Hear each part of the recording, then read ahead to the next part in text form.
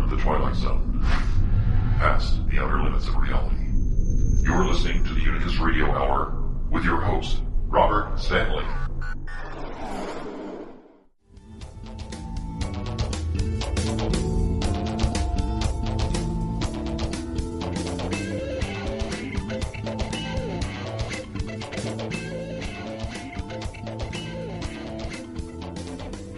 Good evening, ladies and gentlemen, and welcome to another episode of the Unicus Radio Hour. I'm your host, Robert Stanley. It's a great pleasure to be with you again. I hope you had a great weekend. All right. Our special guest tonight from Australia is Max Igan. And his website is... Hold on. Sorry, calling it up right now. thecrowhouse.com. Max, welcome to the program.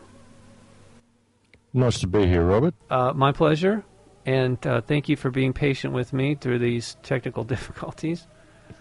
That's all good. Yeah. Okay, so tell me a little bit more about yourself. I know you're doing a radio show. How do people tune into that?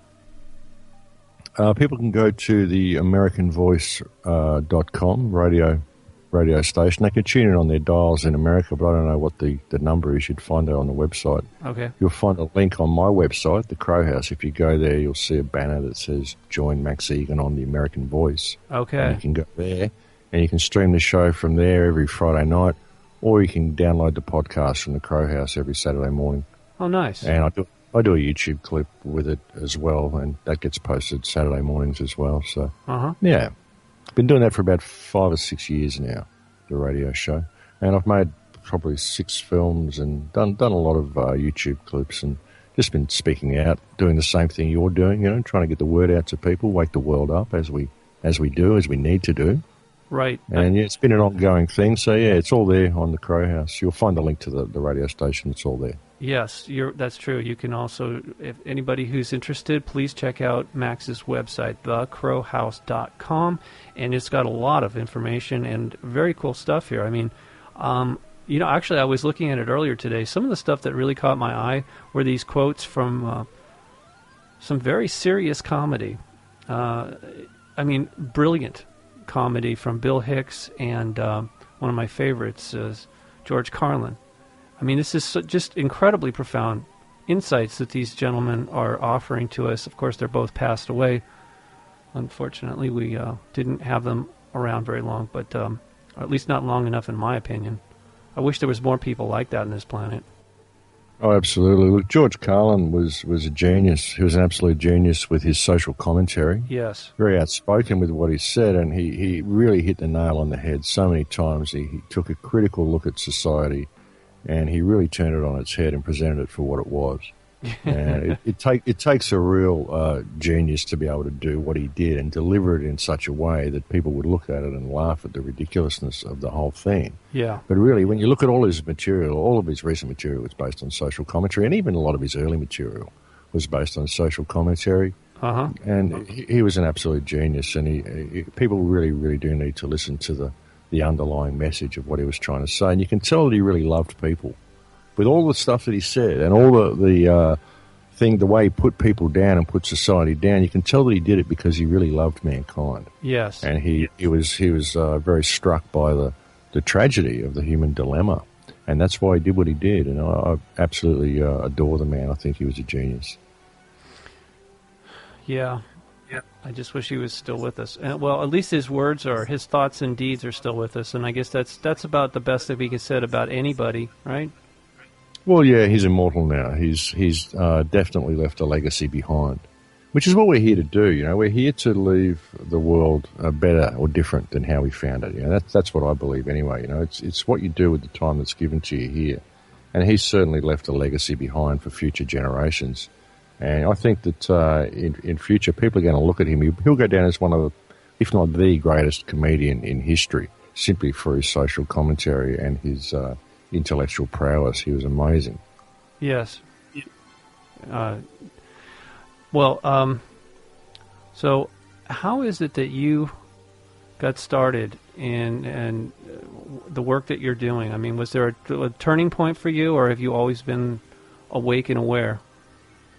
I've always been pretty well awake and aware, enough not to want to participate in society very much. I worked as a musician for a long time, Okay. doing front of house engineering and playing guitar, and just always cruised around on the outside of society, and never even wanted fame or fortune from music, just wanted to live outside of society. I loved playing guitar, Right. and so that's what I used to do. And so I used to get paid to do what I love, and that was great. But I never wanted the fame, never wanted to be a rock star, and never wanted any of that sort of stuff. Just wanted to disconnect from society. And so I did that for most of my life, and I researched on the side. I was, always into the spy novel and the conspiracy stuff, Yeah. Just wanted to know what happened, UFO research, all of that sort of stuff. Started off researching ancient history when I was a kid, when I was about 8.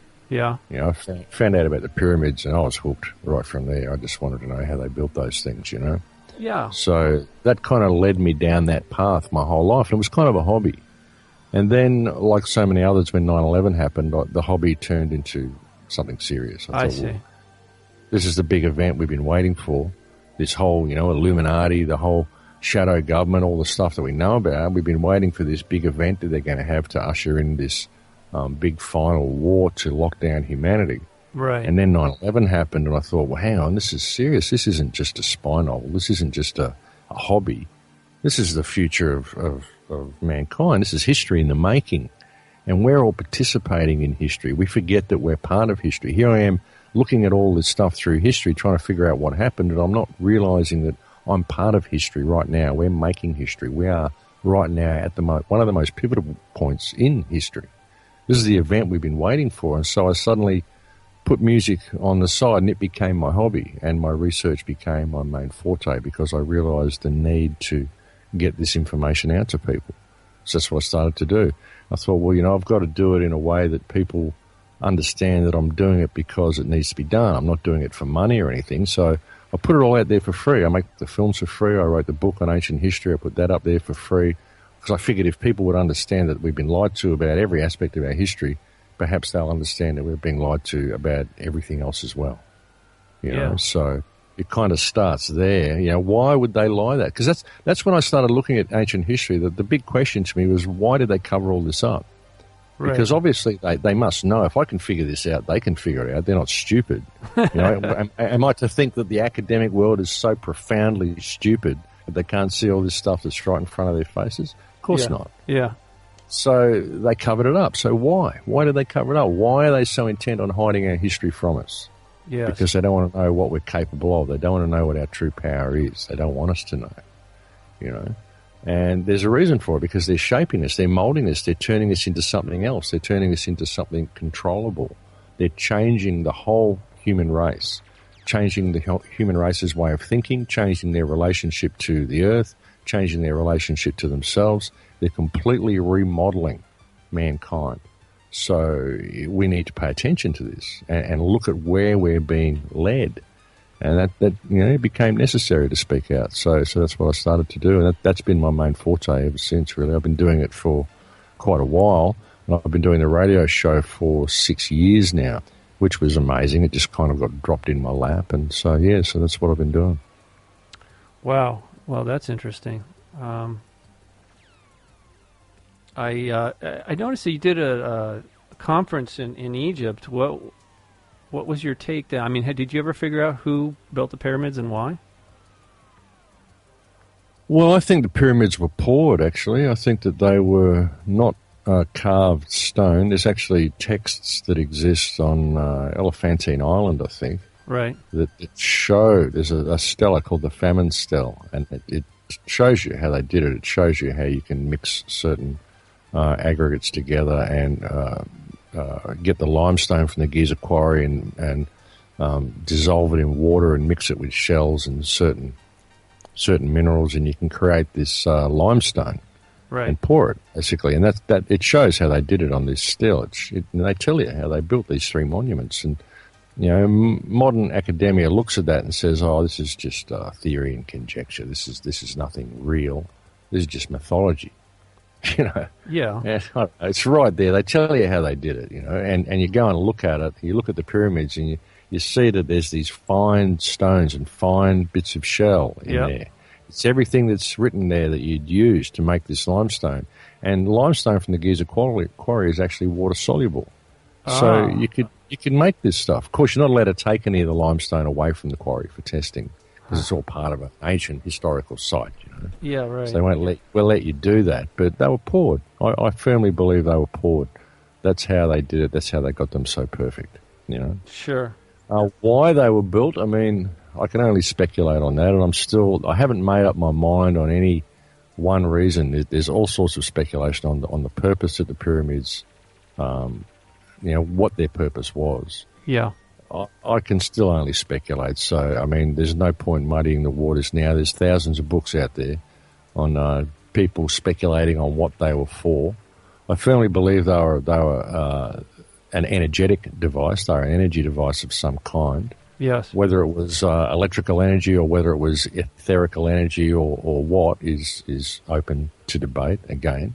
But simply because of the measurements and all of the information that's contained within the pyramids, I don't think that they put that information there simply to show us how smart they were. No. Give us all the calculations of the solar system and all that sort of stuff. Because this is all in the the sides of the pyramid aren't flat. They've got little dents and all this sort of stuff. Right. So when you take all these measurements of these dents and things, this is where you get all of this astronomical data from. But the pyramids themselves were covered up in limestone, and all of those dents were covered. So when they were a finished product, just sitting there as the finished pyramid covered in limestone, they were smooth. None of this information was available. It wasn't until the limestone casing came off that information became available. So I don't think they put that information there for us to know that they were that smart. I think they put it there because if you are creating an energy device, when you consider this is an energetic universe, this is an energetic reality, this is an energetic solar system, and this entire solar system functions to very, very precise celestial mechanics. If you were going to create an energy device that you wanted to affect this reality, because this is an energetic, mathematically based reality based on sacred geometry, would not that energy device need to incorporate all of those calculations and all of the aspects of this entire solar system and all of those celestial mechanics into that object for it to function in order to affect all of those things? And that's what I think the pyramid was, something that was energetically based. I believe there were crystals involved in the pyramid. I think that's what was in the ascending chamber. There was probably a crystal or golden capstone or something like that. Yes. And it had all of those calculations and measurements in there because that is the mathematical calculation for this entire solar system, all contained within that device. And they covered it up with smooth limestone, and who knows what it was actually for. But because it contains all of those calculations, I would say that it's an energetic device somehow related to sacred geometry, celestial mechanics, and the entire energetic nature and the fabric of this reality, really. Now, I don't know what it did, but it's certainly got some interesting things going on with it, that's for sure. Well, have you ever been in there when the stone box is struck with a mallet? No, I've heard that it rings like a bell, though. It does. I was there when I was a kid, and man, that was bizarre, utterly bizarre. Yeah, well, it was never a tomb. There was never a body found in it anywhere. And it stands to reason that it served a completely different purpose to that. I mean, why would that ring that way? Why would that be carved out the way it is? I mean, and there was no lid found either.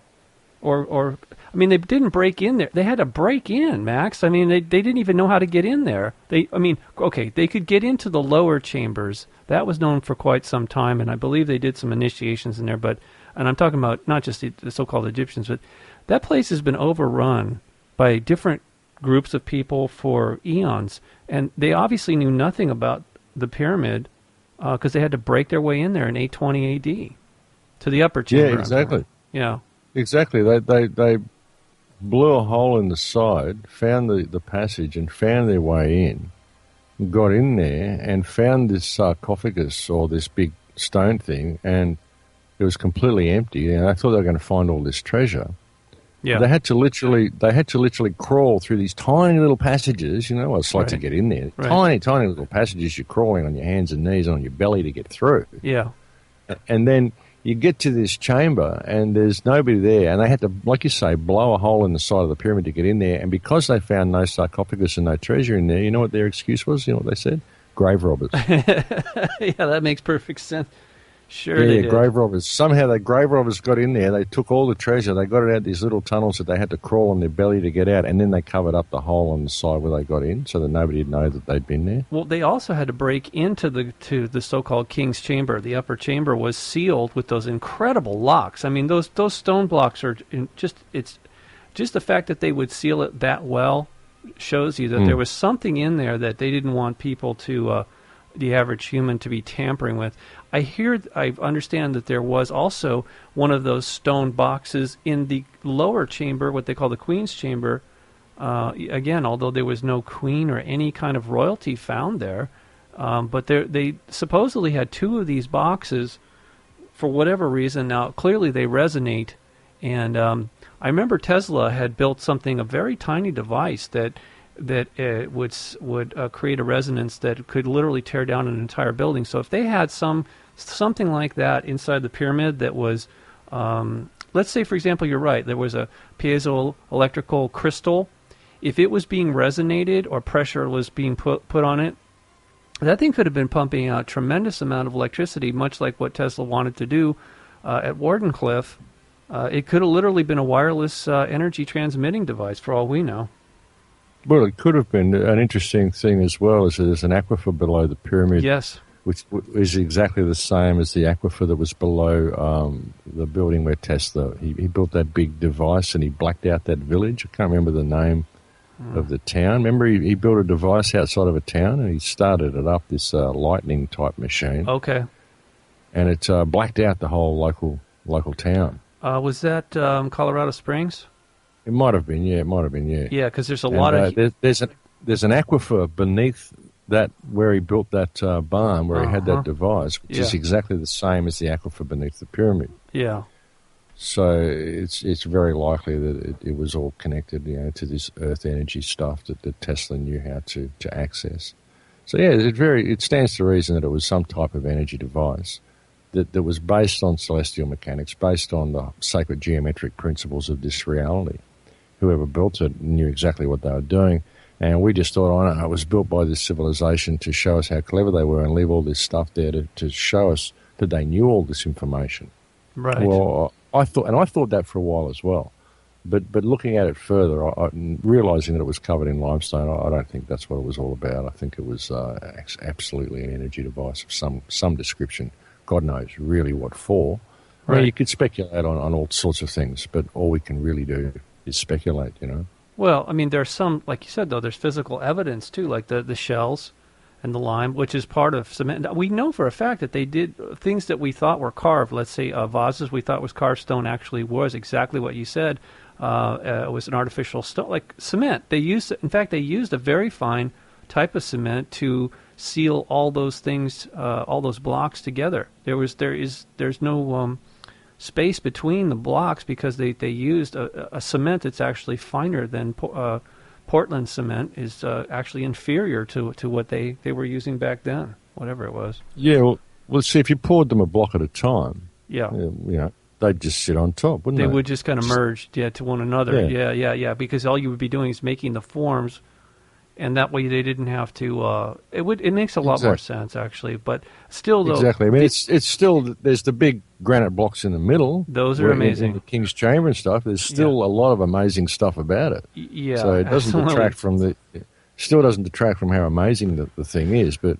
The whole concept of slaves dragging blocks across the desert on date palms, I mean, forget it. It's not possible. Or up ramps that were greased. I mean, because seriously, that becomes, logistically, it becomes an absolute, I think it's just impossible. I just don't see how that's even, I can't buy it. I just don't buy it. It doesn't make any sense at all. No, it's not possible. Yeah. None of the main reasons, or none of the accepted possibilities for how it was built hold any water at all. Yeah. None of them are possible. Yeah. Well, now I've only been to Australia once when I was younger, and I was on the coast. But I am kind of fascinated by the Aborigine people. Just curious, because you're there, what is your take on them?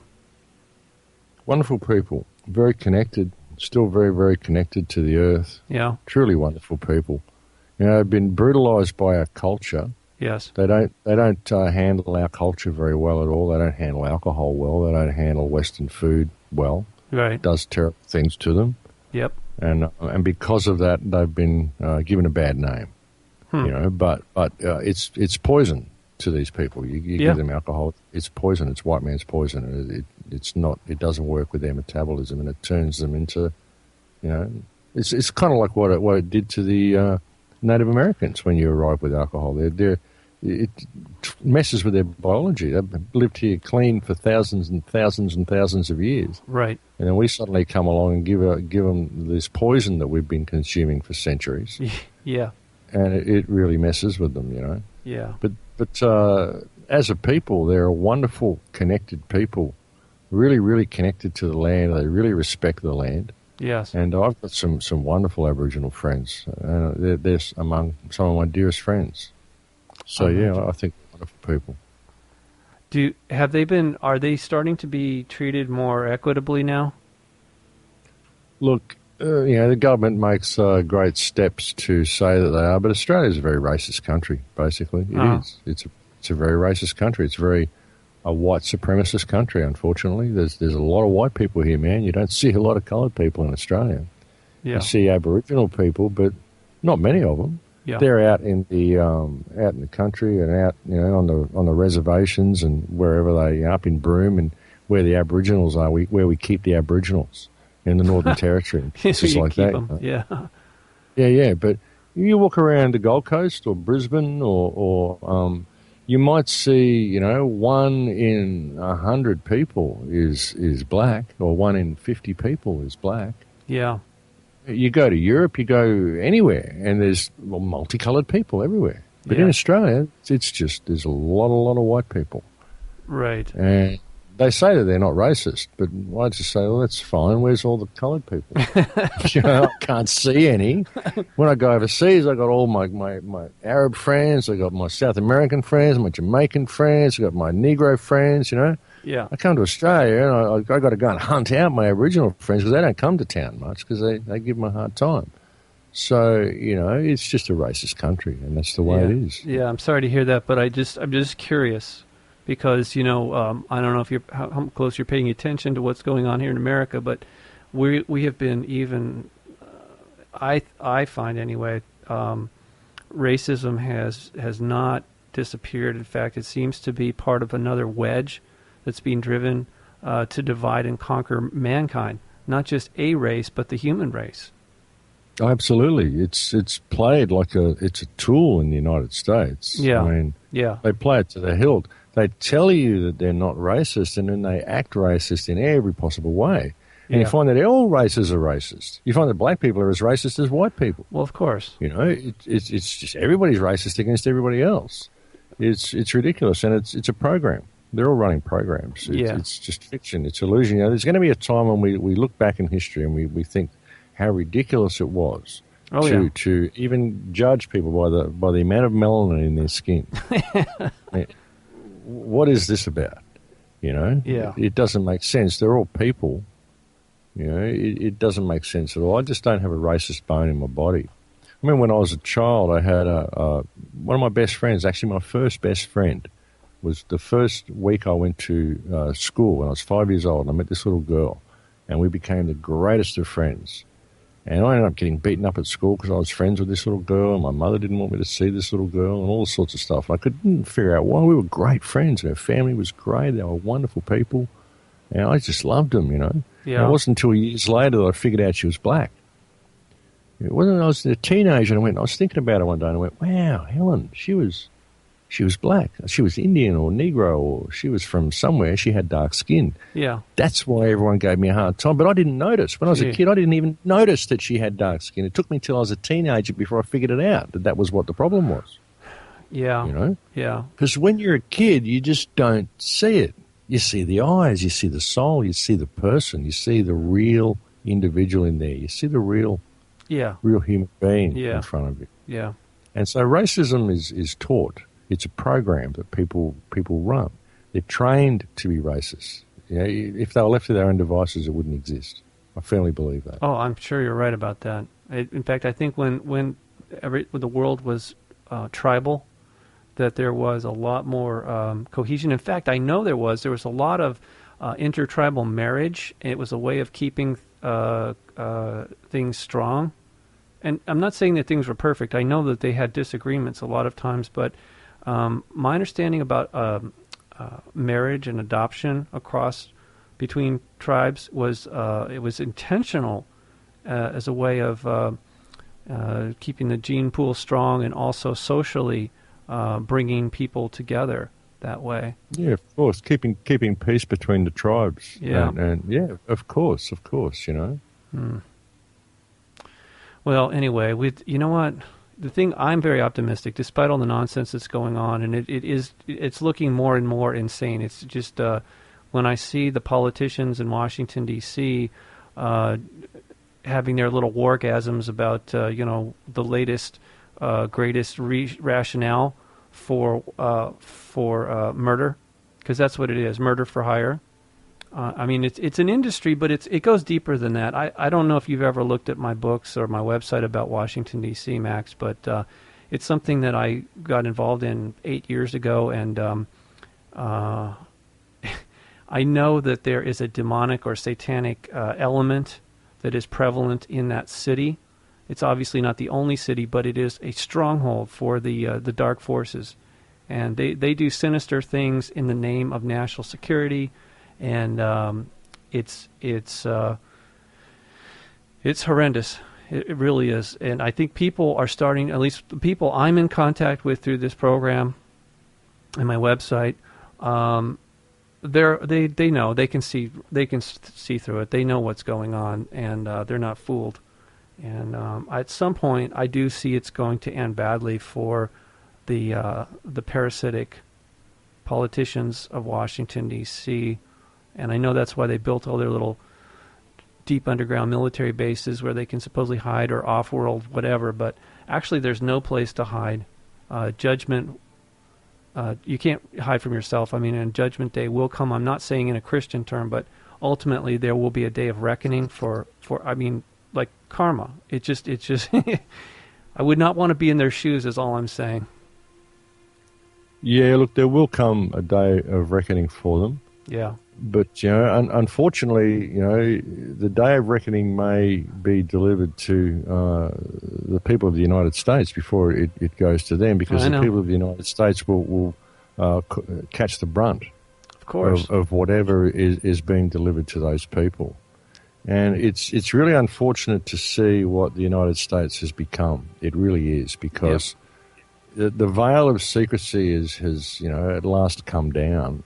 Yeah. And what we see is that, you know, the United States, for all of its pretenses and for all the good nature of the people of the United States, it's the biggest rogue element in the world today. Right. Militarily, it's caused so much war in the last 60 years. It's caused so much death and destruction, all in the name of making peace, waging peace around the world. Waging peace, yeah. Yeah, waging peace, you know. We're going out, we're bringing down nation after nation after nation, and we're covering the world in depleted uranium. We're selling faulty technology to the world that's causing things like Fukushima. Oh, God. Doing everything we can to support the economic model and the ghastly spectre of capitalism and corporatism, you know, and this is the result. And, you know, the people of the United States really need to wake up to the fact that you've got a criminal cabal that's running your country, and they are doing an enormous amount of damage to the world, and the United States is fast becoming, in the eyes of the rest of the world, it's fast becoming the biggest rogue nation on this planet. And when the world decides to retaliate and to stop the United States from doing what it's doing, it's going to be the people that cop the brunt of that. Yes. Unless they stand up and rein their government in and make these people accountable, hold these people accountable, you've got to stop waging these wars. going into Syria. Syria is so obviously a false flag. Yep. And there's been so much evidence to suggest that the gas attack, or it wasn't even an attack, it was simply an accident that happened, and it was the rebels who did it with Saudi-supplied gas, all financed by the United States. I mean, we don't even have a rebel uprising in Syria. What we have are Al-Qaeda-backed terrorists being smuggled in through Turkey using Saudi weaponry that is all financed by the United States, that is designed to undermine the stability of that country. And there was even a memo that was released or leaked in January that suggested that the United States was prepared to stage a false flag chemical attack in order to invade Syria. This was in January. Yeah. And then the United States, Obama just said, oh, by the way, in the middle of a speech, oh, by the way, we think this and we think that and blah, blah, blah. But by the way, if you happen to use chemical weapons, we'll have to intervene. Oh, look, right on cue. Yeah. There's been a chemical weapon attack. We're going to have to intervene. Now, why would Assad use chemical weapons after the United States just said they'd intervene if he did?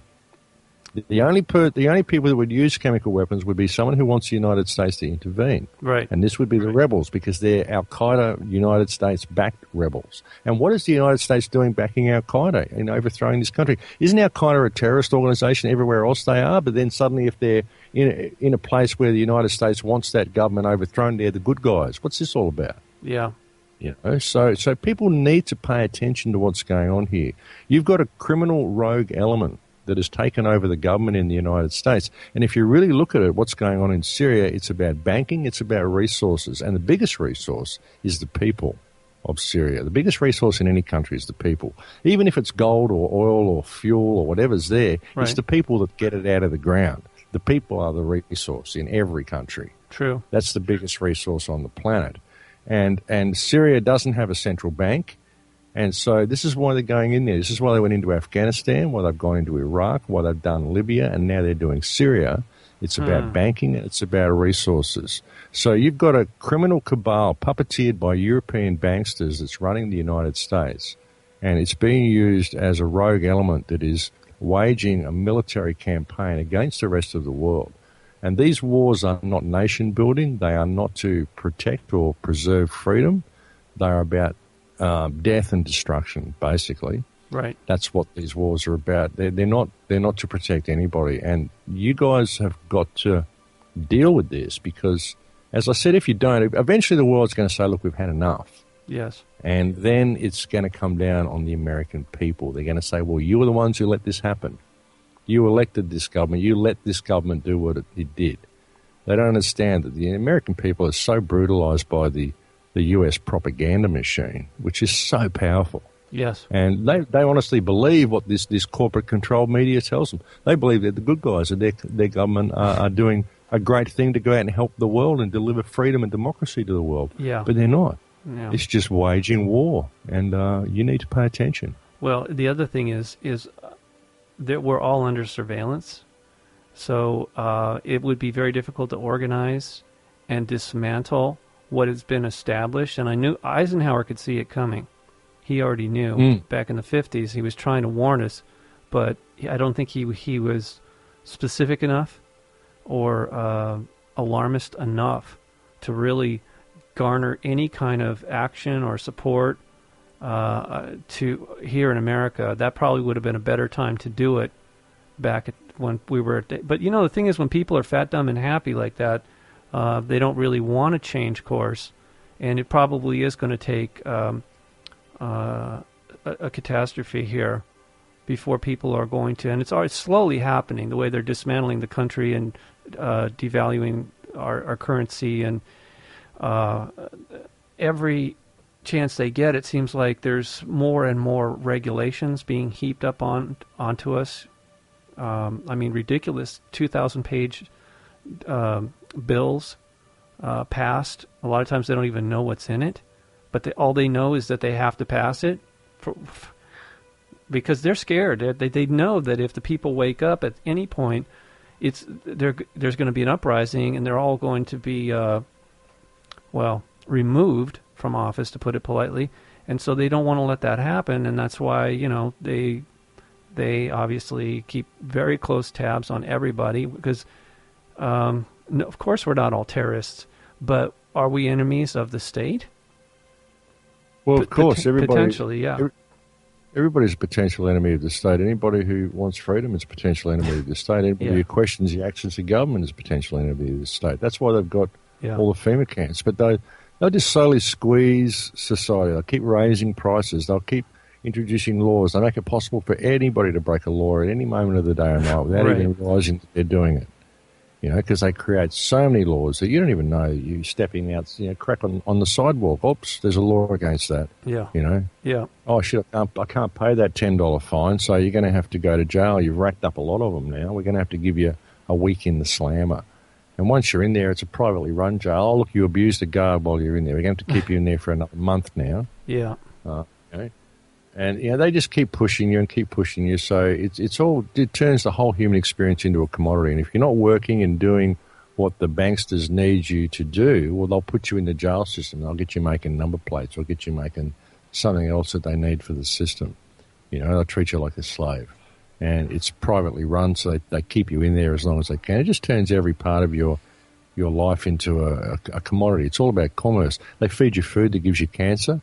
Then at the end of your life, they say, oh, you need chemotherapy. You can't use hemp or anything like that that cures cancer. No, you've got to have chemotherapy, which kills you. Right. And it's really expensive. So we'll take all of your savings that you've collected during your life while we give you this treatment that's slowly killing you. Then when you've run out of money, we'll just let you die. Now you've got nothing to pass on to your kids, so they've got to enter straight into the workforce because we've just taken your life savings at the end of your life with this cancer treatment that we've given you to kill you from the cancer that we gave you.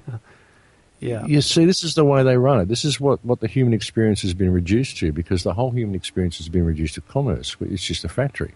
They sell you food to make you sick. They give you treatment that makes you sicker. Yeah. They take all at the end of the life. They train you to, the whole nuclear family that we've got in Western culture. The kids are 18, throw them out of home now, get them on the economic treadmill, and then the kids can't wait for the parents to die so they can get the parents' stuff. Oh, but the parents got cancer and the government got all the parents' stuff, so now they're stuck. Yeah. And they don't want the parents anyway. They put them in a nursing home, so we discard people all around us. It's a sociopathic society. Every man for himself. You've got to get by ripping off everybody around you and profiting from all the people around you. Turn every aspect of your life into commerce. That's what they've done. And we need to pay attention. This is what they're doing to the rest of the world. This is freedom. This is democracy. Oh, look, you're living in the jungle. You're all happy. No, that's uncivilized. You've got to do it this way. Yeah. We send in the church and the missionaries, and they go and they convert you to the fact that you need to respect authority. You've got to do what it says in this book, or you get in trouble and you go to hell. And then once we've got you all subservient to this religious culture, in come the corporations and they rape the country. You go to South America, you just got to pull back the corporation signs to see the mission signs beneath them. Yeah.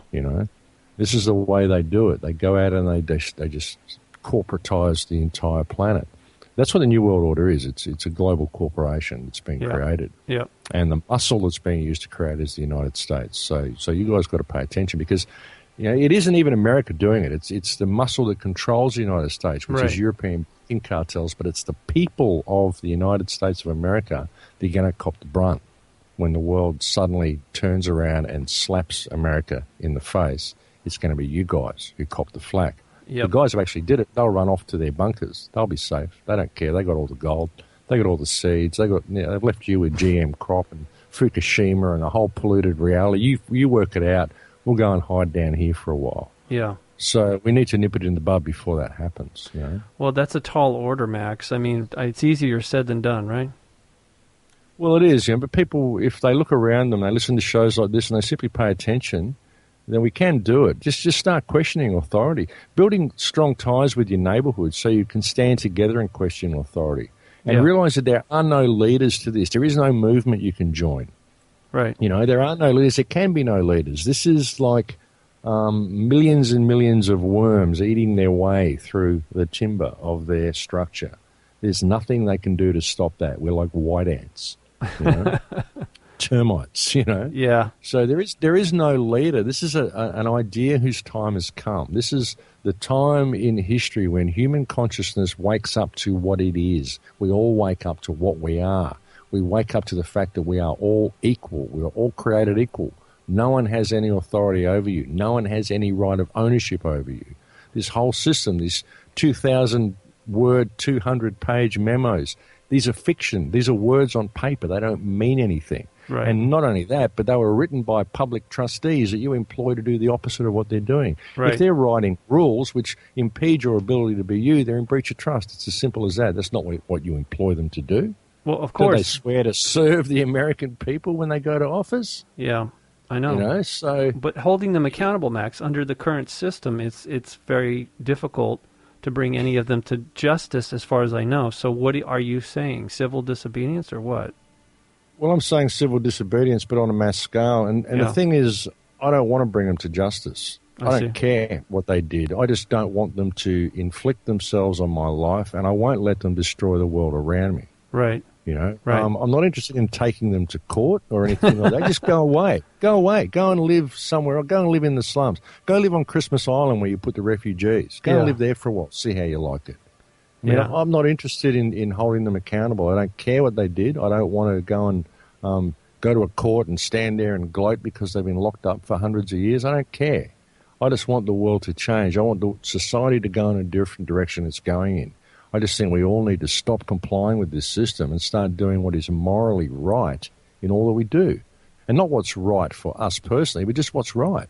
Just do the right thing in all that you do. Start respecting people around you and don't comply with any law that causes you to do harm or may possibly cause harm to somebody else. Because if a law causes harm, then it's not a law.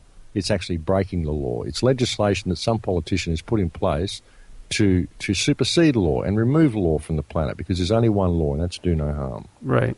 And that's what I believe. If we can suddenly do that as a society, as a species, suddenly respect ourselves enough that we can start respecting other people, break down the barriers that we have with our neighbours and in our community, our racial barriers, our social barriers, our economic barriers, all the stuff that we've constructed. They're all constructs. They're all programs. Right. We're all in this together. We're all equal. We've got criminals running the planet, and we need to pay attention.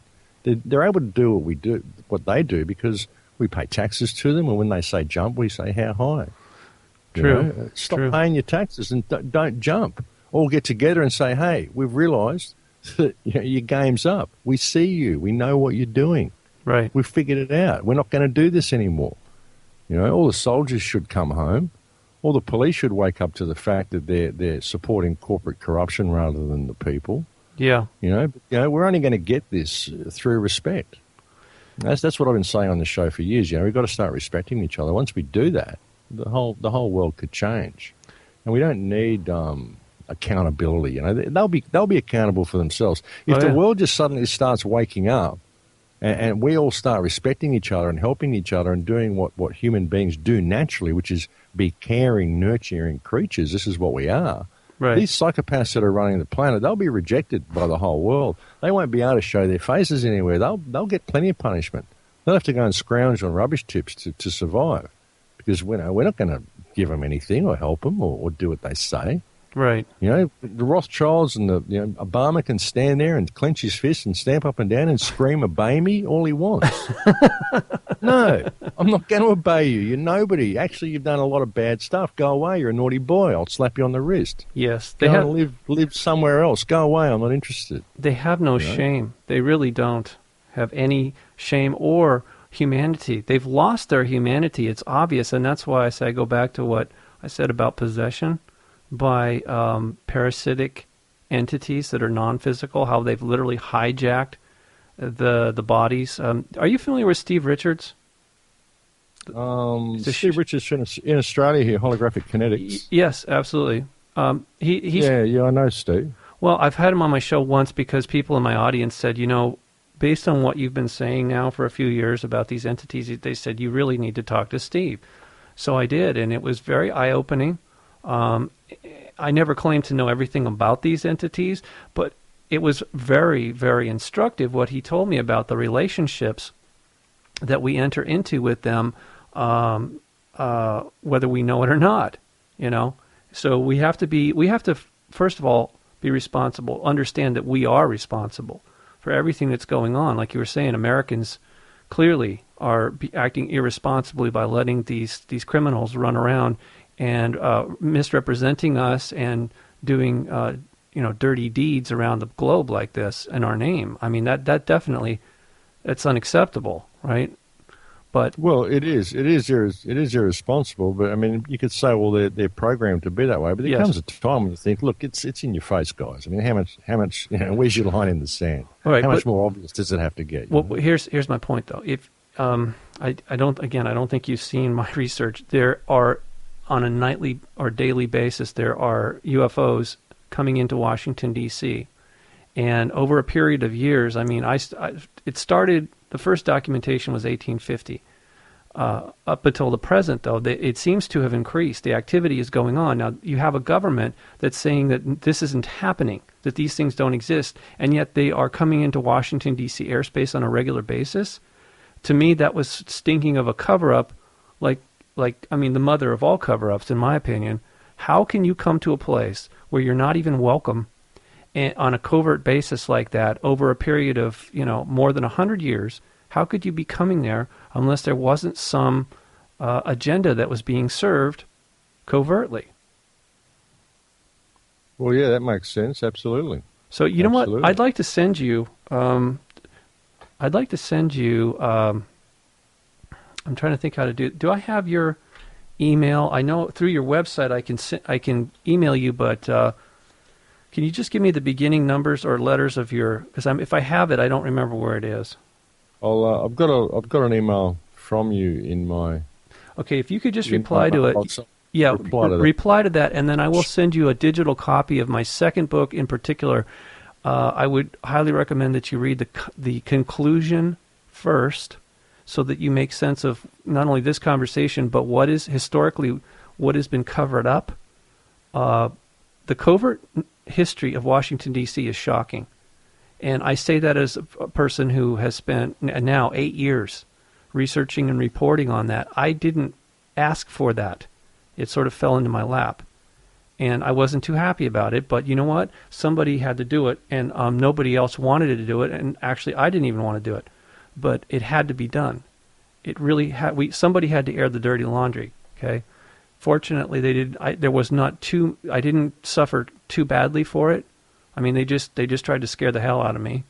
Intimidation, okay? But that kind of didn't work. So, not that I'm overly courageous. I think I'm just more curious than anything. And you know what happens ultimately? Curiosity usually kills the cat, at least in metaphorically. Fortunately, it has. Like I said, I'm still here, but so is the problem in Washington D.C. And I have a feeling it will probably take a full 10 years before everybody knows that there is not only a criminal element in Washington, D.C., but there is a cosmic, a covert extraterrestrial or extra-dimensional dynamic there that needs to be addressed. It really does. I mean, it explains, to me anyway, it is the ultimate answer as to why humans go there and then act inhumanely. It isn't just power per se. It is a power. Like in religious terms, it's called the principality of power, powers of the air, as it were. And that's essentially where these things come from. Now, the other strange thing is we actually have photographic evidence of all this, Max. It's not like it's just me taking people's word for what they're seeing. We actually have photographs, and that's how I got started on this investigation. Was a legitimate professional photographer at the Capitol building in July of 2002. He was there taking pictures one night, and suddenly all these UFOs swarmed over the building in the middle of the night. And he has that on 35 millimeter negative. So it's not Photoshop. And it coincides perfectly with what people are saying that they've seen, eyewitness reports, as well as radar returns that have been, like I said, it picked up a lot, dramatically, I should say, in the 1950s. They literally, our government here thought we were being invaded. And in some level, I would have to say that's true, but it didn't start then. They certainly have the advantage over us in some level, but that doesn't mean that they can continue to lord over us, because if you think about it, they have to remain hidden. That means they do fear us. They fear us knowing that they exist, because if people, like in the movie The Matrix, if people were to recognize who these creatures really are, you better believe we would unite against them. There would absolutely be a movement against them. Well, it's interesting. I know myself. I mean, I've seen a UFO myself in broad daylight back in 2001 or 2000, I think. Yeah. And broad daylight, obvious UFO, classic textbook UFO, disc, dome on top, dome underneath. Yeah. Very, very large, quite off in the distance, but with the amount of atmospheric distortion, I'd say it would have been huge, probably as large as a football field. Yes. But it was off over the ocean, and it was a long way away. So I know they're real. Who powers them is another question. Who drives them? It's definitely another question. There isn't one. There isn't one answer, though, Max. There's definitely. See, that's the hard part here. Well, it is. I mean, see, I don't talk about that sort of stuff on the show very much because it just a lot of people get alienated by it. And I think that once we rein our government in, once we realise that we've got a problem in government, that the world is not what we thought it was, yes, and that we actually have the power to rein this whole system in, should we choose to unite, respect each other and unite, and that all the things that stop us doing that are programs, just simply programs. I mean, none of it's real. Right. There's no reason why we shouldn't respect each other. There's no reason why we should feel different from each other. Right. I believe that once we do that and we address this situation and rein this government in and create something a little bit more transparent that puts us back on track, leads us back to where we should be, then all of the questions to all these things will become apparent by default. I do agree with that. Once we get that transparency in there, I also believe we've got a lot of higher senses. There's a lot more to this reality than we believe there to be. Absolutely. And once we get the toxins out of the environment, get rid of the electromagnetic radiation, all the wireless technology, get rid of all the fluoride and the toxins out of the food and the water, we'll find that we'll start coming back online. Right. And over a period of a few years, we'll realise that we don't even need government. Right. Well, at the least only reason we need government is to protect us from all the problems that the government creates for us. Yeah, the best criminals always end up working for the government. I sent you a link to the visual, what they call the photo archive. There's a video as well as still photos, and a couple historic movies that were confiscated and classified. Apparently, there's quite a whole archive of that from the 1950s that the government didn't want anybody to see. That's been gradually leaked out over the years. So I sent that to you via Skype. I'm going to take a quick commercial break. Can you hang on? Not a problem. Thank you.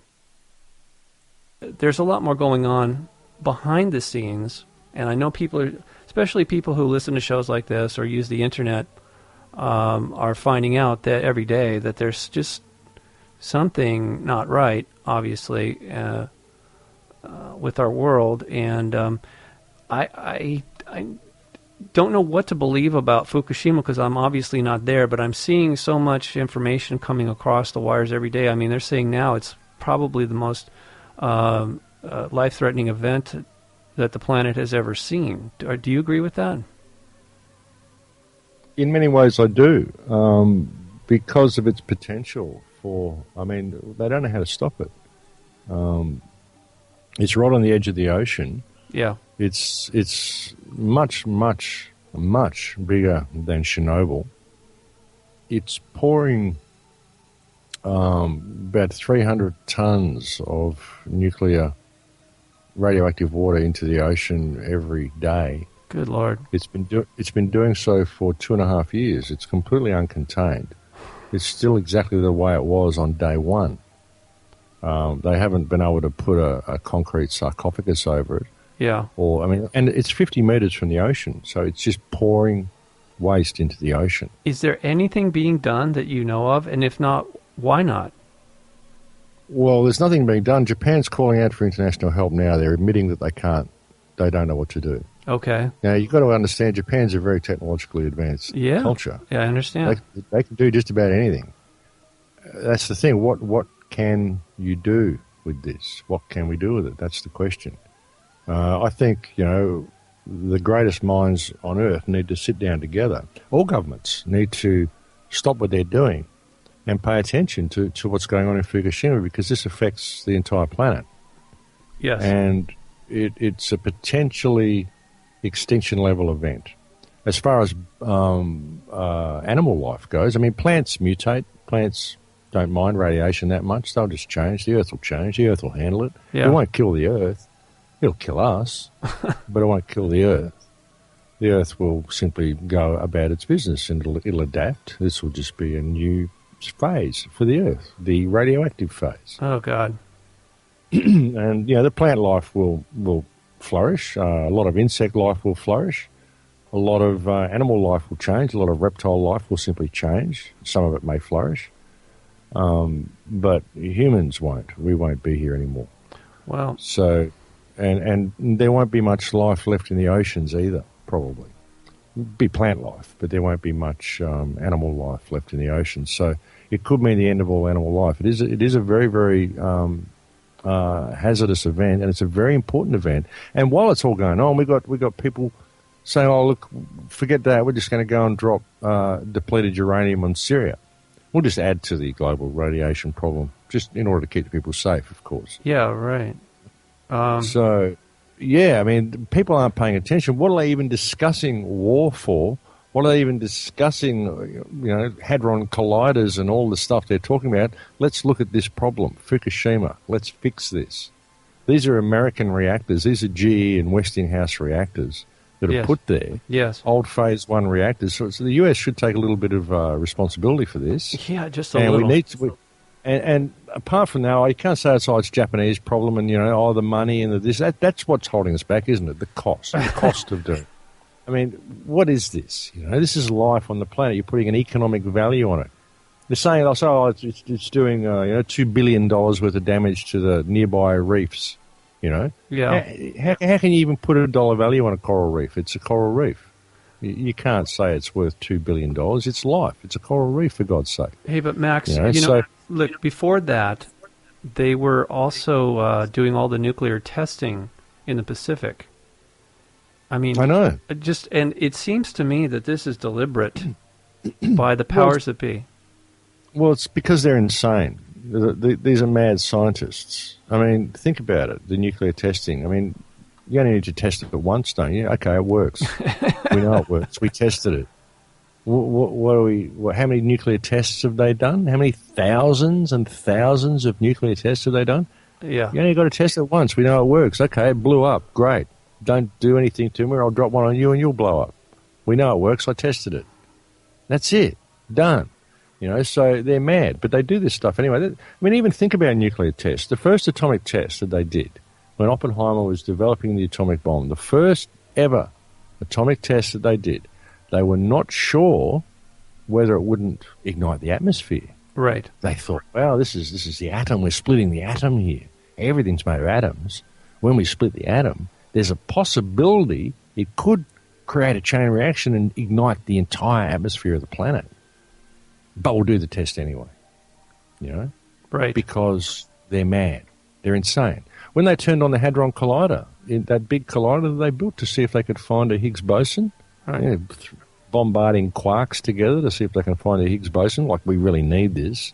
This is all about human development. I mean, this is going to solve all the problems of the world if we find a Higgs boson. So let's spend millions building this huge thing that takes up, 3 countries or something, and start bombarding particles together. Oh, but by the way, while we're doing it, there's just a possibility that when we create a Higgs boson, we could actually create a black hole and suck the entire Earth into it. We just don't know. But we'll do it anyway, because they're insane. They're mad. They're completely mad. They're mad scientists, and that's just what we've got in control of this system. So there's no good trying to question why they do things. They're psychopaths, and they're completely and utterly insane. Otherwise, they wouldn't do what they do. I mean, normal people don't do this sort of stuff, Well, again, this is something I discovered.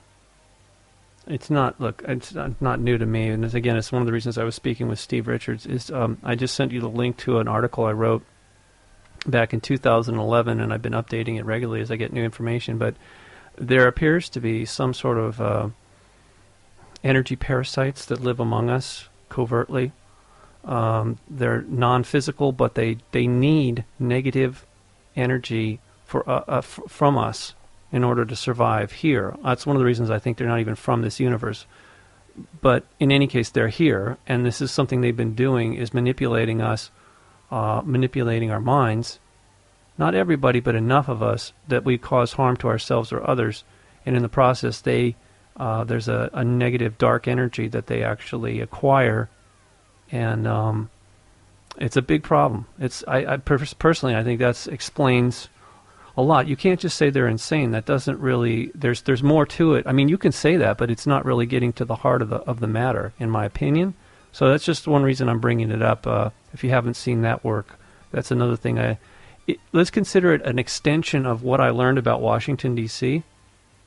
Okay. Yeah, okay, because I'd run into these creatures, I mean, face to face, back in 1985 as a young man. I was 24, 25 years old. Anyway, and I didn't know what they were. So now, all these years later, as I was writing the conclusion to the second book about Washington, D.C., that was 2006, I realized that that possession is something that does occur in Washington, D.C. It's very well known. There's a book and a movie called The Exorcist that took place it wasn't just filmed in Washington, D.C. The event actually took place in Washington, D.C. in 1948, which to a 13-year-old boy. And this was at a time when UFO activity was on the rise, and that's when I started to correlate the two. I'm not saying that all aliens are evil or parasitic, because evil, in my opinion, is an infection, just like a dog that has rabies. It's no longer a loving, faithful, friendly pet. It becomes extremely violent, and you can't communicate, and it's a threat. And I see this happening in people too.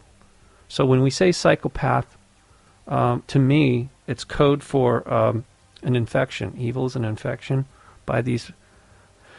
Either if it's not this amoeba-like parasite, it's some other form of. I mean, there's different levels to it. And again, I know in Christian terms it would be called demons, but every culture, as you see on the page I sent you, every culture seems to have a name for these entities. And so I'm sure they do exist. Like I said, I found out the hard way. They're real. Yeah, the Chitahuri in Africa, the Nagas, the yep. Archons people. I did a show with John Lash recently. Yep. I had him on just because there was so much talk about Archons lately. Yes. And having read John's book, he putting it in context with the Sapphire myth, I thought, well, okay, well, it can actually be quite empowering, because so many people were writing to me that were in fear about these Archons. Yes. I thought, well, it depends on how you look at it. That's right. So I had John on the show to talk about it, and boy, I got a couple of flack for that one. I'm sure you did.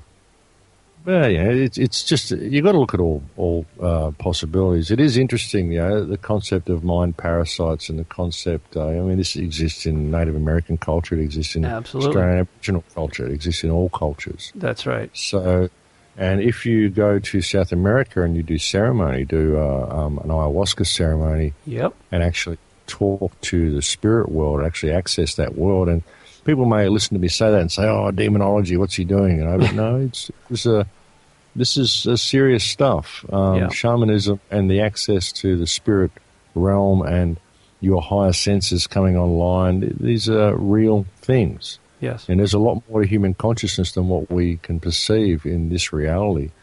And there's a lot to suggest that the concept of there's a lot to the concept of mind parasites. There's a lot to the concept of archons. That there is something that's covertly feeding off the human mind and controlling the human mind, and that evil is, in fact, an anomaly that's not supposed to be part of the human experience. No, it's not. But I think this is what the movie The Matrix was trying to tell us in a metaphorical sense. Remember, we are the batteries for these machine-like things. In fact, they actually look very similar. At least the ones. Yeah, I mean, it's a very difficult concept to suggest to people, the concept of mind parasites. It really is, and just trying to wake people up to the fact that they're living in a paper-based matrix. They are living in a matrix, and it's a paper-based reality, like you're saying. You got these 2,000-page documents. I mean, it's a paper-based reality. It's just words. It's just squiggly lines on pieces of paper. It doesn't mean anything. No, it's not real. You can't eat it. It doesn't think. It doesn't have a consciousness. Right. It only has the consciousness that we give it because we perceive it to be real. Right. That's why the system's there, because we believe the system's real. So we give it our energy. It's just an idea. It's just words on paper. The government doesn't actually exist. There is no such thing as government. Government is just rules written in books. And men go to these buildings, they put on fancy suits, and they go to these buildings and they do what it says in these books. And if they want to do other things and it's not in the books, then they write it down. Yeah. Then they can do it because they wrote it down. See, look, it's a law now. I wrote it down. It's got a fancy letterhead. That means I can do that. You've got nothing to do. You can't get out of the path of the oncoming train because I wrote down here that if you move from those tracks, it's against the law. I have to put you in jail. Yeah, right. Yep. So you have to stay there and get squashed. Otherwise, you're a naughty person. You're a criminal. Look, he moved. He's a criminal. He moved out of the path of the oncoming train. He's a criminal. Put him in jail. Lock him in a cage. Quick. Yeah. Because he broke the rule that I wrote down on this piece of paper. Yeah. That's all government is. Yeah. It doesn't exist. It isn't real. It's just an idea. Yeah. So once we wake up to that fact, and we realize that all we have to do to step away from it is actually respect each other. Realize that all of the differences that we've got is just programmed responses. You go to the television. What's the television doing to you? What's it doing? What do they call these shows? They call them TV programs. Why do you think they call them programs, folks?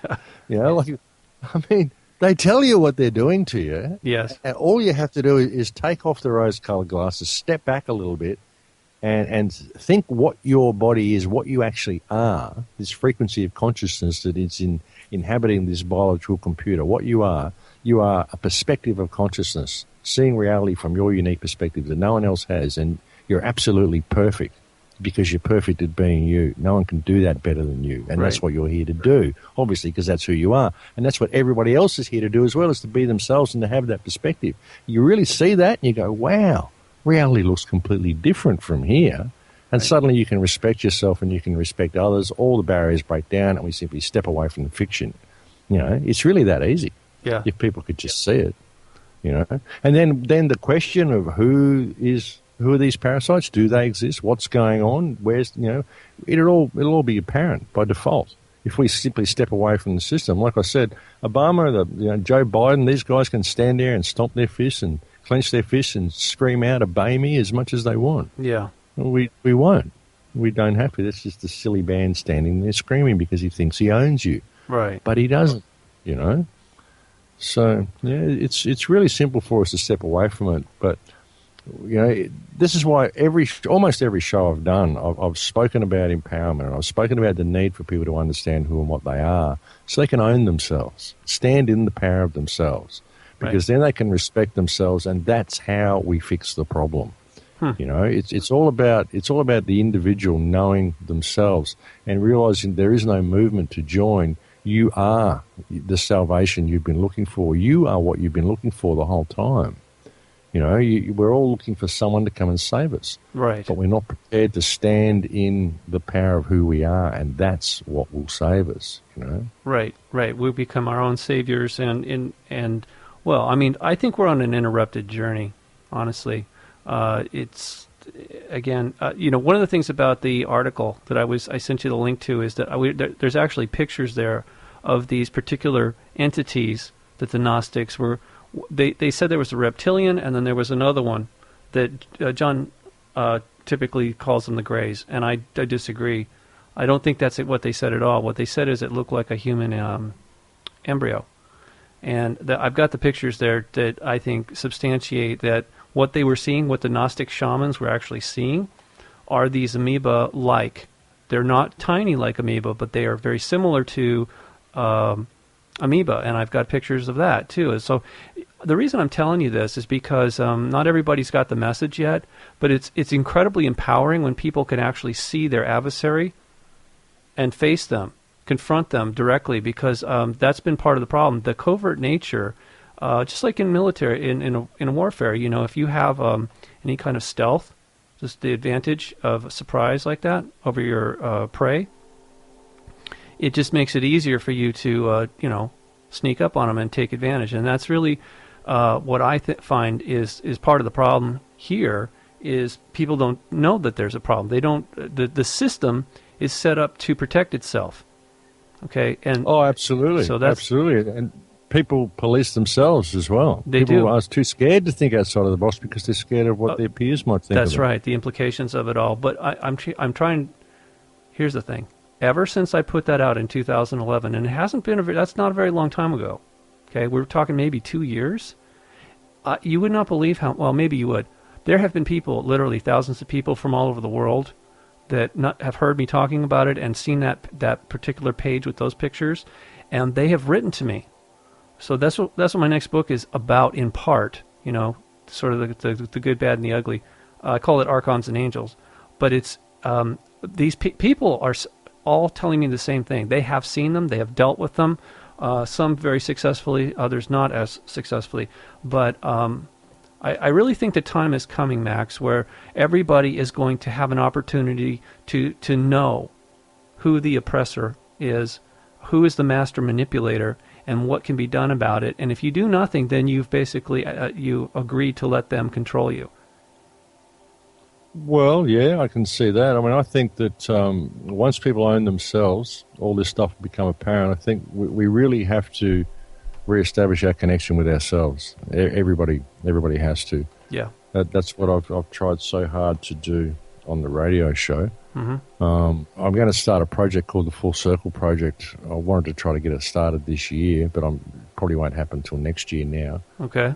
But to try to help reconnect people to themselves, reconnect people to the planet, reestablish people's strength in how they deal with government, how they deal with authority as well. Right. I want to go to South America later in the year and create a documentary there. I want to meet with Ben Stewart in Peru, and hopefully with a couple of other people, hopefully Ken O'Keefe and possibly Rick Simpson as well, and create a documentary down there and use that as the intro to introduce the project and try to help people understand the need to reestablish our connection with the earth, mm-hmm. reestablish our connection to ourselves. You know, everything that this society has been designed to do has been designed to disconnect us Yes. from the earth and ourselves. Yes. And we need to realize the importance of reestablishing that connection. So that's what I'm going to do this year. And Great. Hopefully get the Full Circle project started early next year if I can, a year late, but better late than never. That's right. That's right. Now, would that be available? Are you going to publicize it on your website? Yeah, I will. I'll be going to South America. I'll get the film hopefully back here and edited and out there and available by mid-January, I'm hoping. So, and that will be to get the project started. So, okay. And you know, we've got to start uniting as a species. We've got to start realizing the power that we have to hold government accountable for their actions. But we're only going to be able to do that by uniting as communities. We need the strength of numbers. You know, we need to respect each other, and we don't need violence to accomplish any of the things we need. Right. All we need is transparency of government, so that we can have a government that works simply to manage our infrastructure for us and will lead us back to the point where we don't need government. You know. Because we don't need government at all. But unfortunately, at the moment, we do, because a lot of people can't look after themselves. So you can't just crash this system. Too many people will suffer. Right. You need to rein this system in and get it back under control by the people, and remove all of the toxins from the environment. That's number one, A1 priority. Yes. Get rid of all of these toxins, because that will bring us back online, bring our higher senses online.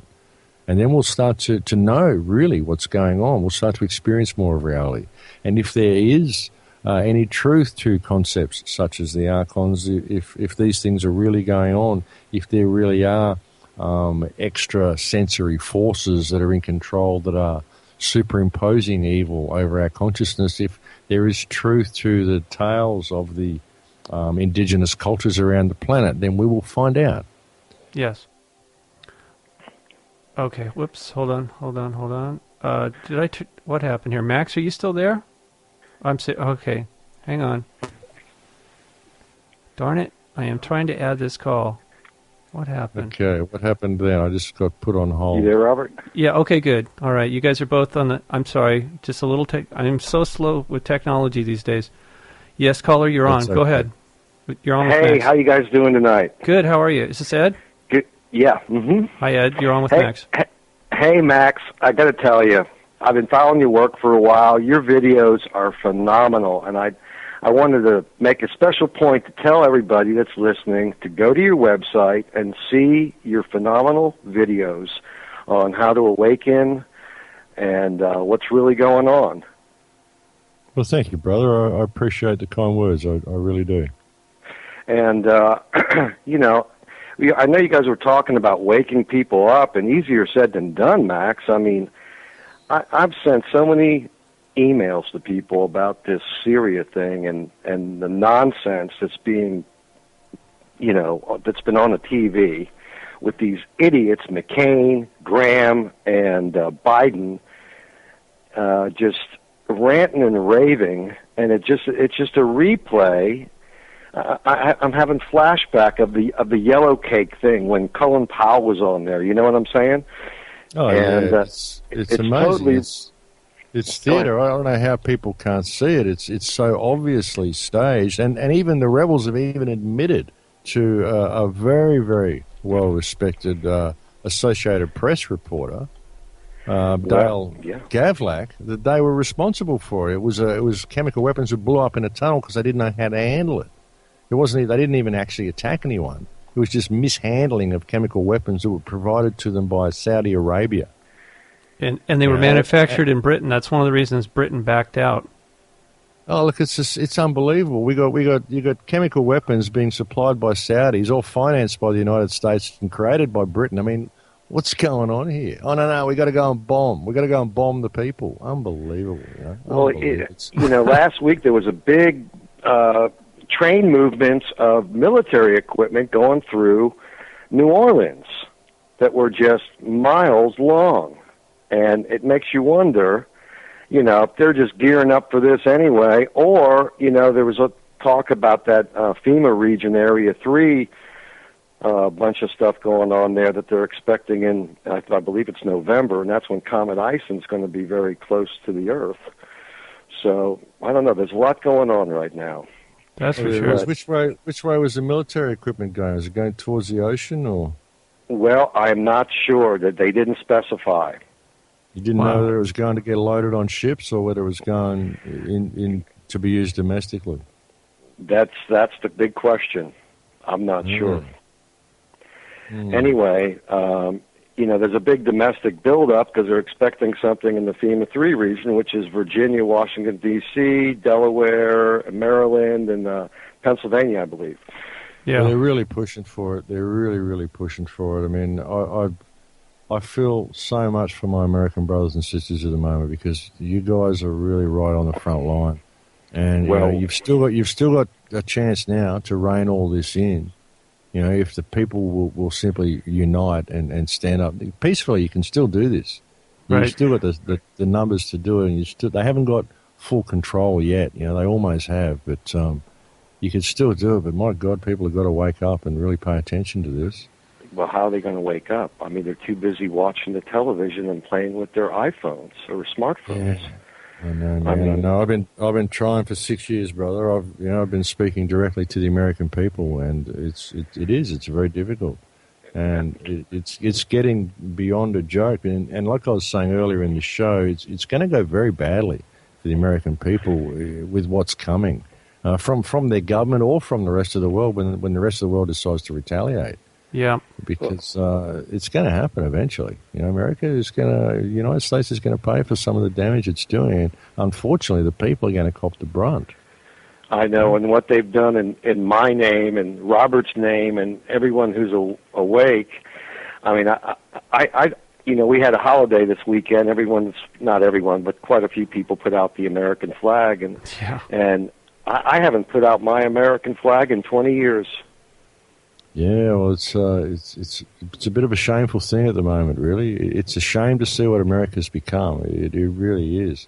And, you know, you can't blame the people because they're programmed to think and act the way they do But it gets to the point with what's going on in Syria now. It gets to the point where you think, well, hey, it's right. It's so in front of your face. How much are you prepared to take? Are you just plain stupid?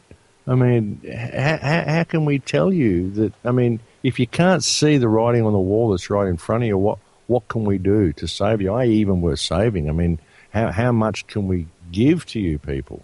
You know, Right. It'd be so simple for you to fix it. All of this problem.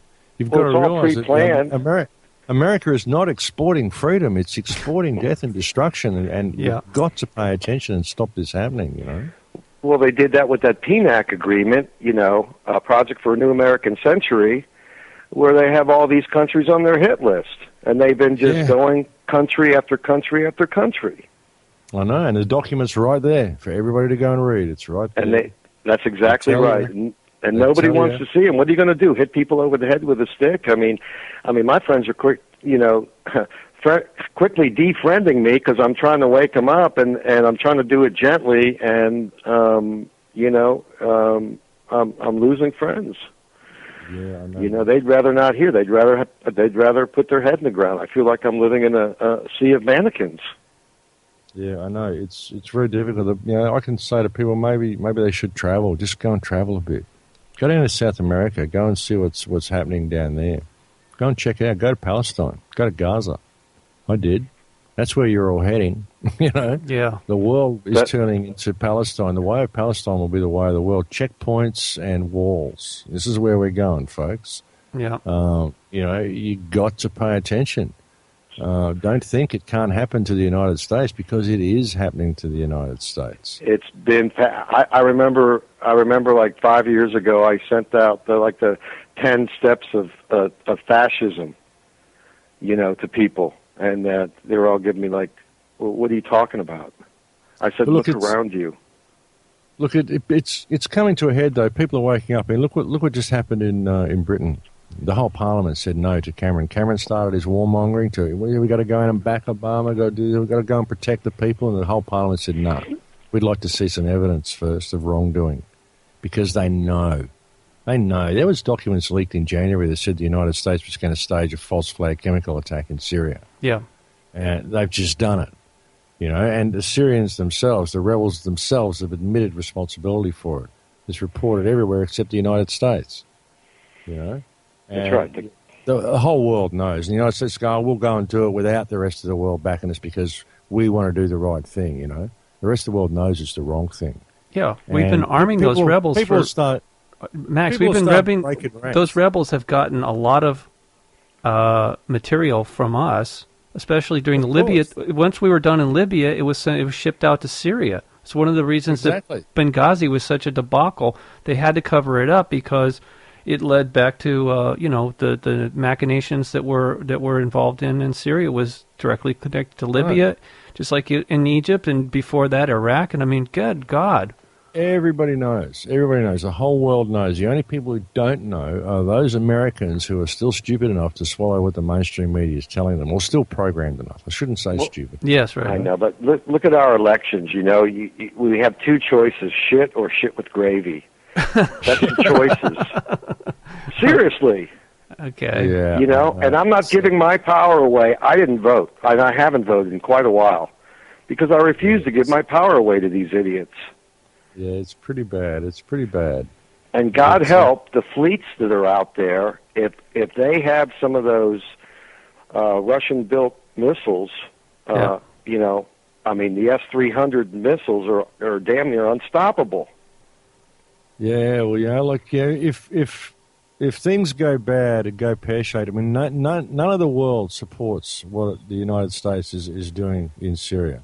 Even the British Parliament does not support the actions of the British Prime Minister. And this is a first that they would do that and vote against him the way they did. And you're going to find, I don't think that Obama's going to get congressional approval. I really don't, unless he really pressures them. I heard it's going to be martial law. Yeah, Max, I heard the way they do. I heard over the weekend on the political talk shows that it's going to be very close, but they expect it to pass by just a few votes. And the way they do this is not by rational, sane thinking, but by twisting arms, by threatening, by blackmailing. That's how they get it through. Yeah, well, I think that what's got to happen is the people of the United States. You've got to put pressure on your local politicians and say that you even go out to your neighborhood and start collecting signatures for a mandate, a people's mandate, not a petition, but a mandate. We the people hereby mandate that you, our elected representative, do the following, carry out the following action. And you've got to seek for impeachment of the executive branch. The entire branch. Anybody who supports this, just and say, look, this is what we got to do. And if you're having an upcoming election, go to a politician and say, we'll only vote for a politician that's willing to sign an affidavit saying they'll impeach these people. They will take action against these people. You've got to start doing it from the ground up. I mean, how many people you're going to get to do it, I don't know. But collect information about how the rebels have admitted that it was them and that it was Saudi weapons by a respected, Associated Press reporter. There's all sorts of evidence to say that this is not what the government is saying and that there is no reason for the United States to intervene in Syria. And in fact, the United States is largely responsible for what's going on, because they're funding the rebels, and they're not rebels; they're Al Qaeda. Yeah. Yeah, but the United States is being controlled by who? Right. Yeah, right. European banking cartels, brother. That's right. The United States has been controlled by Europe and the Vatican and Zionist influences for a very, very long time. We have way too many. The Vatican and Zionism, and it's all together. People differentiate between these things. It's all the same thing. Yeah. It's all different arms of the same thing. That's right. I think we should strip Obama of the Nobel Peace Prize. Well, he doesn't care about that. The Nobel Peace Prize is a Rockefeller propaganda invention anyway. So yeah, that's right. Window dressing. They gave him the Peace Prize right as soon as he got elected because they were going to send him out to wage lots and lots of war, and they wanted to give him a little bit of credibility. Yeah. Well, I really enjoy your work, Max. I've lost a little touch with you. I used to visit your website quite a bit, and can you tell us a little bit more about your radio show? My radio show is called Surviving the Matrix. It's on American Voice Radio. I've been offered a show on David Icke's new TV station he's opening, so I'm thinking of switching Surviving the Matrix over to that as well. Great. Which means, I'd still be on American Voice as a podcast, and I'll do it on David's television network, and I'll put it on YouTube as well. It's just another network and just another branch to get it out to people. Yep. But you'll always find everything I do on thecrowhouse.com. It's always there. Are your shows archived? They're all there. The radio archives, there's radio shows there going back as far as 2008. Wow.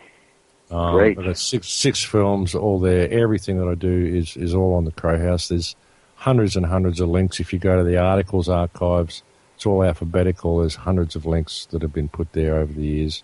There's over 1,000 pages on the Crow House. There's a lot of information there. It's all free. There's nothing there for sale. You won't find any ads. You won't find anything to buy. It's all for free. If you can make a donation to anybody, it would be great. But I know it's really, really tight for people at the moment. So yeah, that's for sure. Well, thank you so much, Max, for everything you do, and you too, Robert. You're welcome. Thanks for calling in, brother. Thank you for the kind words. And I'll enjoy the rest of the show. Thank you so much. Great. Thanks, Ed. Bye. Okay. Bye. Bye-bye.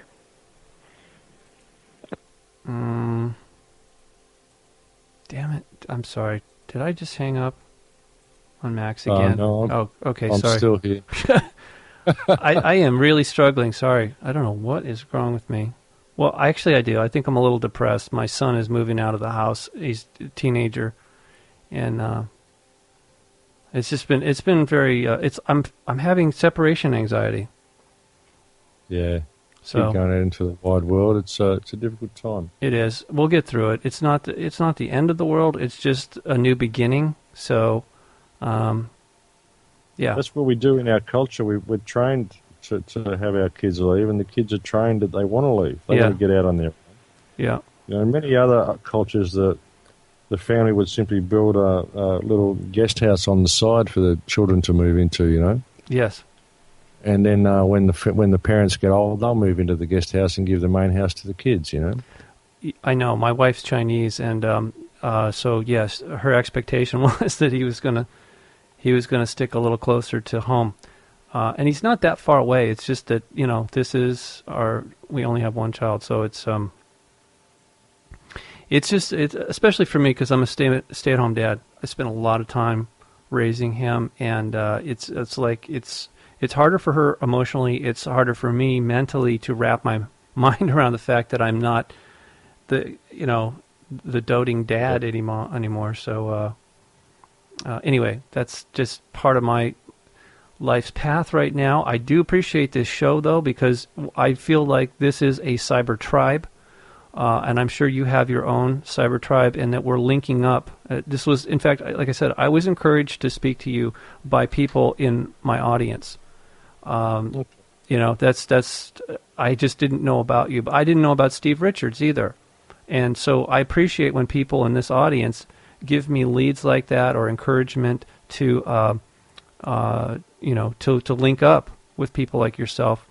And you're... Well, yeah, it's all about unity, brother. It really is. I've gone around the world trying to link up and create as much unity as I can. It's very difficult to do in a lot of the alternative research community, unfortunately. Many people have their own agendas, you know. That's for sure. That is absolutely true, Max, and it's tragic. But again, I think this has been part of the manipulation is divide and conquer. Absolutely. At all costs. Okay. Absolutely. And that's the only reason there's a lot of that in the alternative research movement, brother. It's in all group form, though. That's the thing. You know, it's not just like one group is divide and conquer. It's all groups have been infiltrated and divided by various. But it's all for the same purpose: is to keep us. I mean, whoever the dark side is really, and I think it's multi-leveled.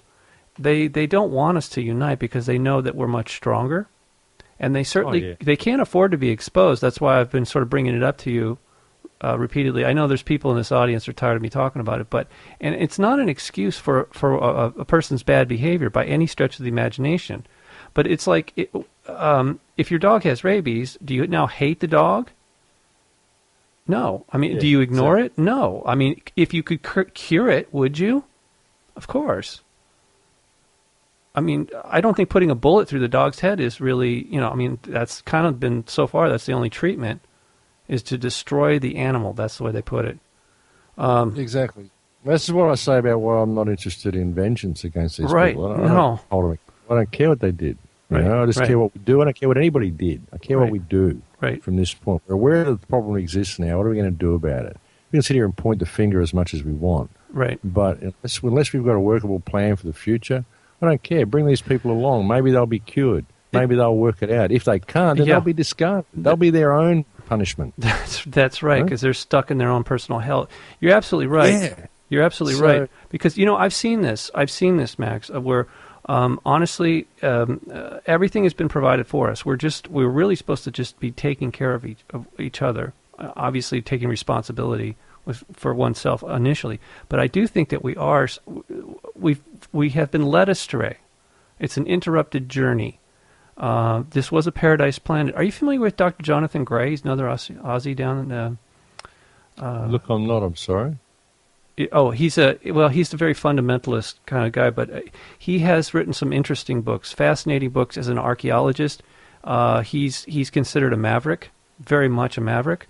But he's written this one book called How to Kill a Paradise Planet. And this was a beautiful planet at one time. It still is, compared if you look at other worlds or the moon. But it was much, much, much greater than it is now. And the destruction, in my opinion, was all deliberate, again, by the forces of the dark side. They didn't want this world, this garden, this soul garden, to succeed, to grow souls, as it were, because I don't think this is it. This is not the end of the journey by any stretch of the imagination. As you said, consciousness is everything, and that we really are, as seeds of light, we are here to mature our consciousness to a higher and higher level of creativity, That's because everything, in my opinion, is consciousness. Consciousness, energy, and matter are all the same thing at different frequencies. Absolutely, right? Absolutely. I mean, the fabric of the universe is conscious energy itself. Yes. This is my understanding of the very fabric of the matrix itself is conscious. Right. Everything is consciousness. Of course it is. Right. You know. Right, and it has to be symbiotic with itself. So this is why I think that this is an aberration. Wherever this parasitic energy or mind comes from is truly alien in that regard. In the 50s... Well, it's an anomaly. It is. It has to be because, like you say, it's got to work in unison. If everything is conscious, and consciousness is the energy, the fabric of the universe, then the fabric, the very fabric that binds it all together would be compassion. Right. It would be because it has to be in compassionate harmony with each other. I mean, any physical object has to be in compassion for itself for it to exist. Right. If you can think of it emotionally, you know what I mean?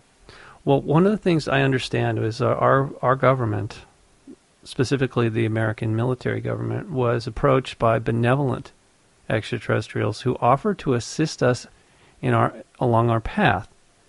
And that help was rejected because one of the contingencies that they allegedly had was you must terminate all nuclear programs.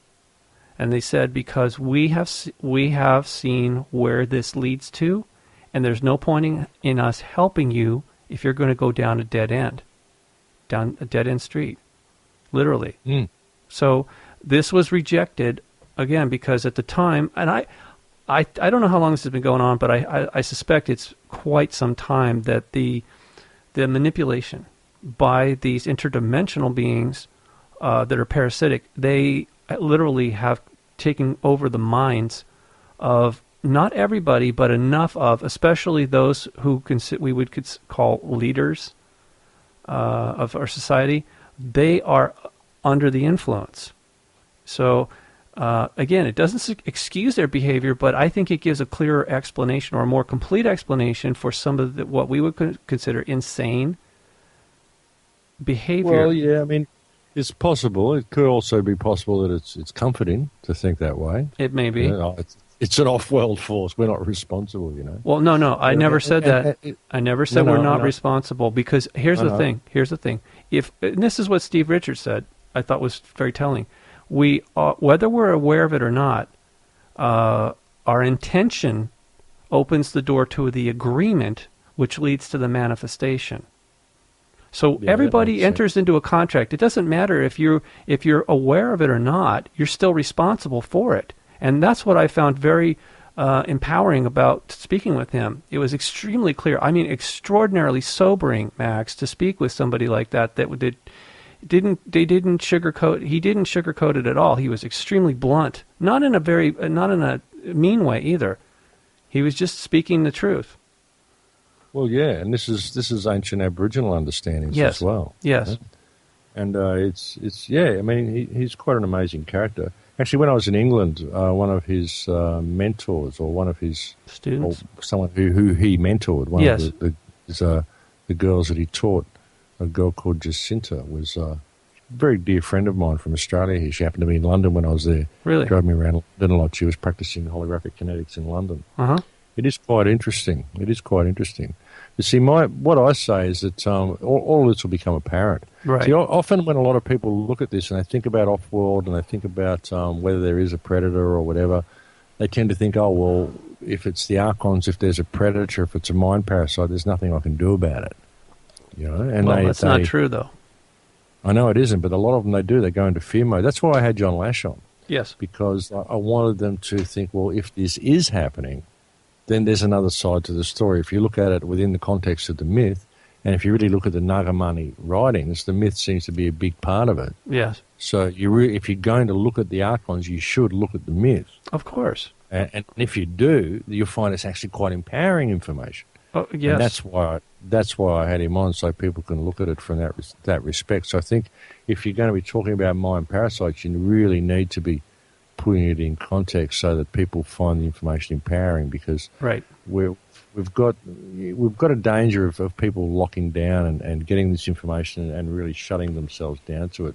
This is what even with my last film, Trance-Formation, where I talked about nanotechnology and the stuff that is actually going on with geoengineering. Yes. I tried to be very, very delicate with it because it's a very, very unsettling thing to bring to people. And Right. a lot of people found the film very, very unsettling. And I tried to warn them. I tried to gently ease them into it. And there was a lot more that I could have said that I didn't say in the film. I tried to just give them a broad overview of it, but enough to at least generate a bit of concern so they might want to look into it. But you've got it's a fine line, isn't it, bringing this information to people and how you go about it in a way that doesn't send them into lockdown. Well, Because, obviously with what you're dealing with people who are already very awake. yeah. Because someone who was completely locked into the matrix couldn't come to your information and they'd go, no, this is out there. This is Twilight Zone stuff, you know. Well, especially So, Max, when it happened to me in 1985, and I tried to explain it to people, I didn't even have the proper context to have a clear conversation about it, like we are now. Okay, and the reason I bring it up is because, first of all, people need to know; they have the right to know, and also, as I said before, being in fear, living in fear, or justifying violence or any kind of greed or corruption, that's feeding into the Archon. What they need from us, okay, is to behave badly, to feel badly, so that they can thrive. And so by exposing them slowly, and actually a lot quicker than I'd expected, when for a long time I stopped talking, I wasn't going to speak about it anymore because people, like you said, they reacted badly to it.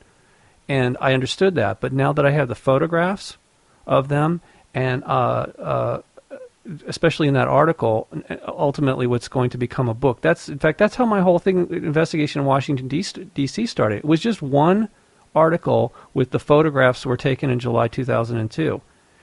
And then what happened is afterwards, there was all this information that came across my desk that snowballed.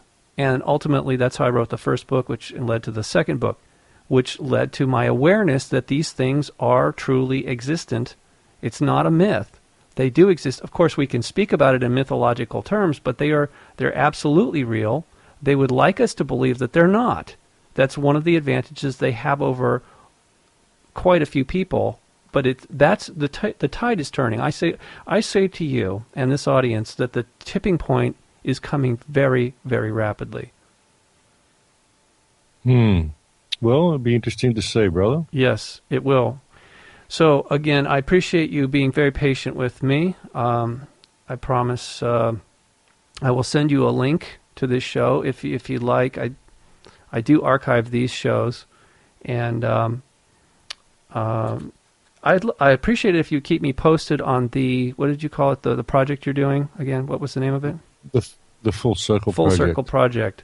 I feel that that's very important, and as you make progress, I would like to help you publicize it through whatever means.